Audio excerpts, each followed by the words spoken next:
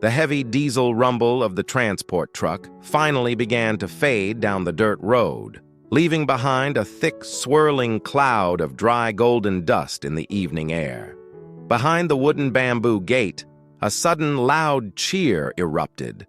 The farm workers were clapping, laughing, and slapping each other on the back, their voices ringing out to celebrate the departure of the farm's very first major export order. It was a massive financial win, the culmination of months of anxiety. But Alex didn't cheer. He simply stood by the gate, watching the dust settle over the ruts in the road. As the joyful noise of the workers echoed through the yard, Alex's shoulders completely dropped. He leaned his full weight against the rough bamboo frame, his eyes hollow, his breathing shallow and ragged.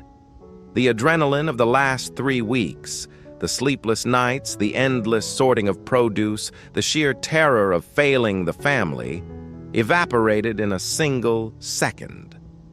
It left nothing behind but a crushing bone-deep exhaustion that made his hands tremble slightly. Tu Na noticed it before anyone else. She didn't join the cheering circle by the packing shed. Instead, she walked up to him quietly, her footsteps light against the packed earth. In her calloused hands, she held a cool, damp towel she had just pulled from the basin. Without a word, she reached up and gently wiped the thick, gritty layer of farm dirt and sweat from his face.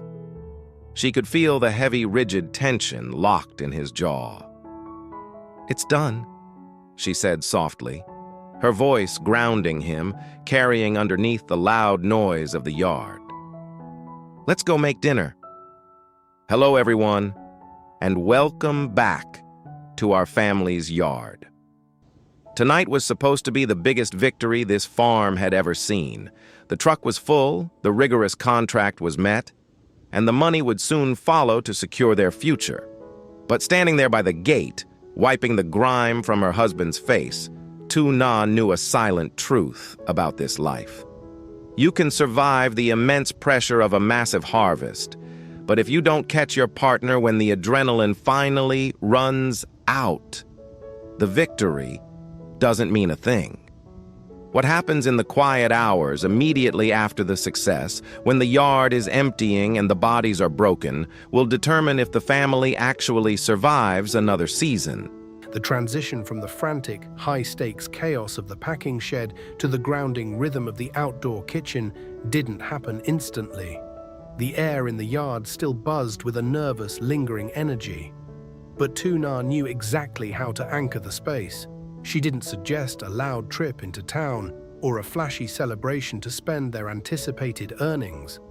She simply pulled out the heavy, scarred wooden chopping block, set it on the low table by the brick fire, and began to prep the evening meal. Thwack, thwack, thwack. The rhythmic, unhurried sound of the heavy cleaver slicing through fresh, fragrant ginger and thick stalks of lemongrass echoed gently against the wooden walls of the house. It was a familiar, steady heartbeat returning to the farm, calling everyone back to the present moment. Nearby, in a wide metal basin, piles of deep green morning glory were being washed, the cool well water splashing softly against the aluminum rim. The sharp, earthy smell of wood smoke began to curl up from the outdoor stove, soon mingling with the rich scent of garlic hitting hot oil in the cast iron wok. Slowly, the atmosphere in the yard began to shift. The workers, who had been pushing their bodies to the absolute physical limit for days on end, finally stopped pacing. They dragged small, low plastic stools into a rough circle on the packed dirt, sitting down heavily with long, audible sighs. You could see the heavy toll the harvest had taken on them. Shoulders slumping forward, rough hands rubbing cramped calves, deeply sunburnt necks stretching backward to relieve the stiff, overworked muscles. Alex walked slowly over to the wooden porch, unlacing his heavy, mud-caked boots. He set them neatly next to little Henry's tiny pair of blue sandals.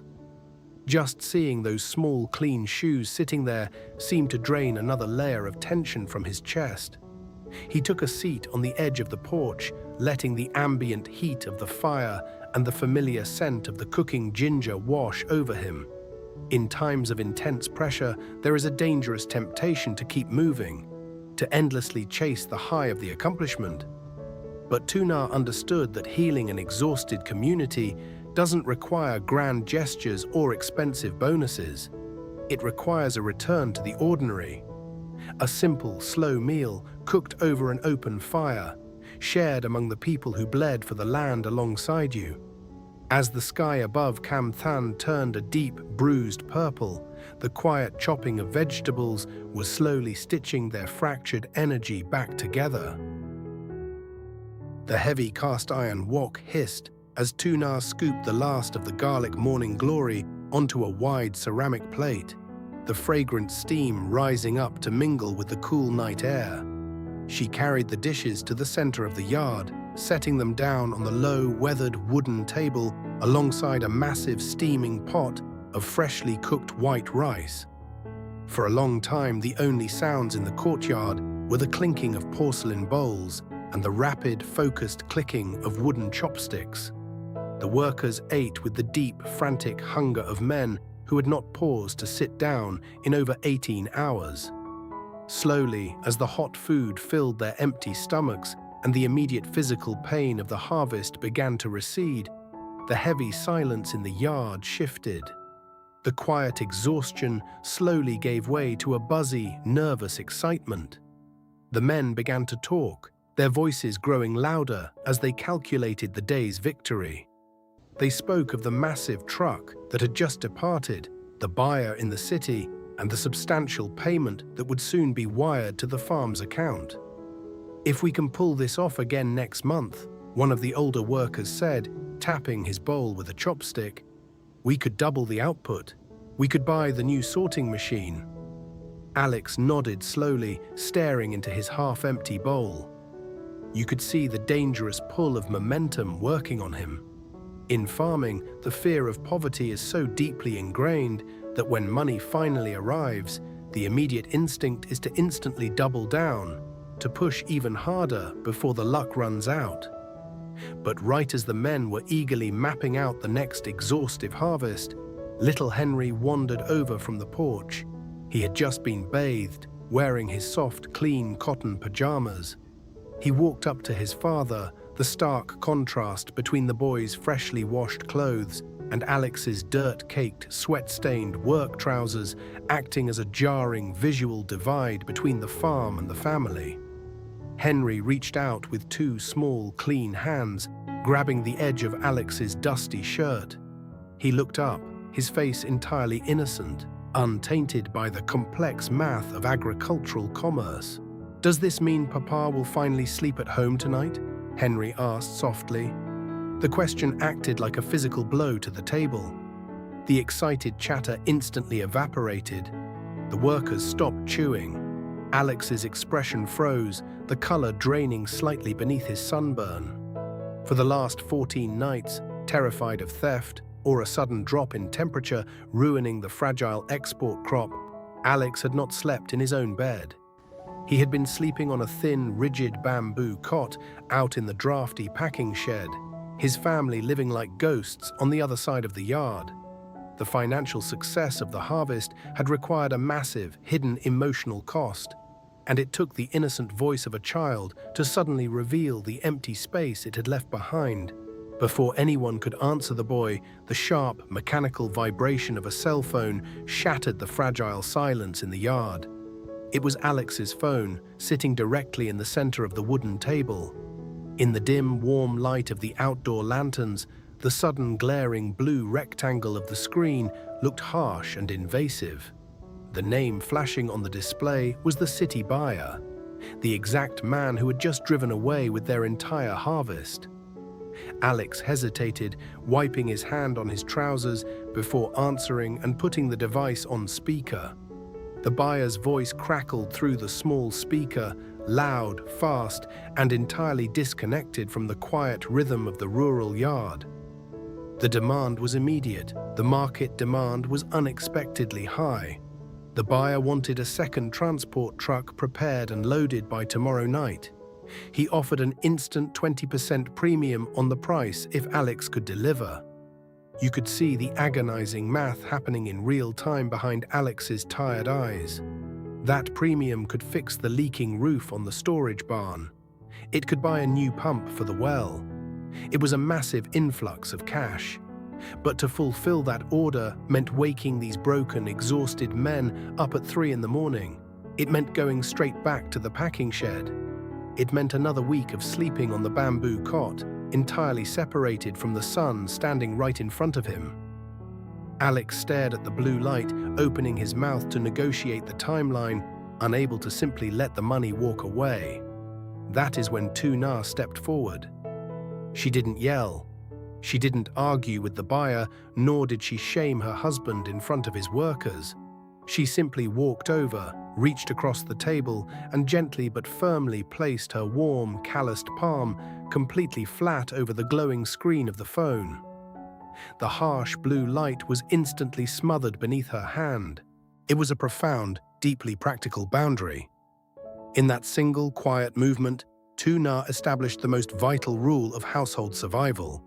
Practical boundaries are an act of love. Knowing when to stop pushing for profit is the only way to protect your people. A farm that consumes its workers and orphans its children is not a successful business. It is a trap. Alex looked at his wife's steady hand, then up into her calm, grounded eyes. The tension finally broke. He reached under her palm, pressed the red button to end the call, and powered the device down entirely. The screen went permanently black. A collective, massive exhale swept through the yard as the workers finally slumped back into their chairs, the true celebration finally beginning.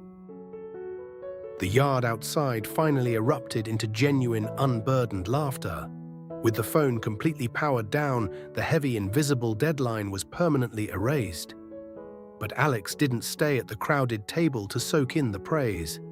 He slipped away from the noise, walking quietly across the packed earth toward the soft, flickering orange glow of the outdoor kitchen. Inside, the cooking fire had burned down to a bed of gentle, pulsing embers. Tu Na stood alone at the stone sink, her back to the door, rhythmically scraping the bottom of the heavy metal rice pot with an old wooden spoon. The sound was steady, familiar, and deeply grounding. Alex stopped in the wooden doorway, just watching her for a long moment. In that dim, warm light, he saw the slight, exhausted slump of her shoulders, the white wood ash smudged across her faded apron, and the sheer physical toll she had quietly absorbed to keep the home running while he chased the export deadline. Slowly, he walked up behind her. He didn't make a loud declaration. He just let his heavy, tired body sink against hers, wrapping his arms around her waist and resting his chin gently on her shoulder. Tu Na stopped scraping the pot. She simply let out a long, shuddering breath and leaned her full weight back into his chest, trusting him to hold her up. "Without you holding this house together," Alex whispered, his voice thick with a realization he had almost learned too late, "that truck would have been completely empty." Tu Na's eyes softened in the firelight. She placed her wet, calloused hand over his dusty fingers. This was the silent foundation of their life, the relentless, invisible labor of the partner who holds the family steady when the outside world demands everything. Later that night, the farm finally settled into a profound, well-earned peace. The workers lingered long after the meal was finished, their faces entirely relaxed and illuminated by the warm yellow glow of the hanging porch light. Half-empty porcelain plates and drained teacups sat scattered across the wooden table, a messy, beautiful testament to a community healing together. Little Henry had already fallen fast asleep on a woven bamboo mat near the front door, his small chest rising and falling in a perfect, steady rhythm. He wouldn't have to wonder where his father was sleeping tonight. Alex and Tu Na sat close together on the lower wooden steps, their shoulders firmly touching, quietly watching their people rest. The frantic, desperate survival energy of the last 3 weeks had entirely washed away, replaced by the deep, enduring warmth of a family that had successfully weathered the storm. The massive transport truck was long gone, and the financial reward would arrive in the bank account eventually, but they now fundamentally understood the true measure of a harvest. Real success isn't just about what leaves the farm. It is about keeping your family and your own spirit whole in the process. As the cool night breeze softly rustled the heavy bamboo gate, Alex looked out at the empty dirt road, knowing another planting season would inevitably call them back to the fields, wondering how they would balance the heavy scales of ambition and love next time. But for now, the yard was safe. The money will always come later, but the real wealth is the laughter quietly echoing inside the yard tonight.